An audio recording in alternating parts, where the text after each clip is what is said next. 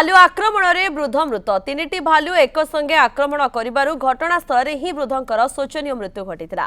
केन्दुझर जिला घटगाँ रेंज कोलीपसी गाँ निकट अटी जंगल रे घटना घटिछि।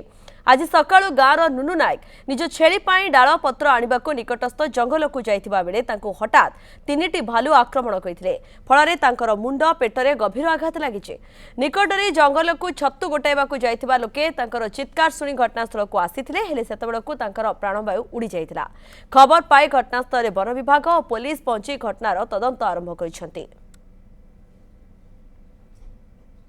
आज सकाळे जो घटनाटा हैला लोक जाइथिले छतु फतु कुड़िया माने सब जाइछन्ति छेली डाल आउ सेपट डाल हाणिबा भितर से भितर कोटी भालू ताकू कामुड़िले। तीनटा भालू कामुड़िचन्ति। तापरे लोक डाका हाका हला बेले आमे घरू एबाटे आसिक लोक डाकिले कहिले सेटू आमे गलु गला बेले लोक ताकू भालू को भालू पळेचनी याको तो कामुड़ी करी मार देचन्तिनी। आउ जाइचन्ति समाने सब चेकिंग करिया पई कोठी कोन कामुड़ी थिला ये करथिला आउ सब तदंत चालीची सब आउ वन विभाग जाइचन्ति सब।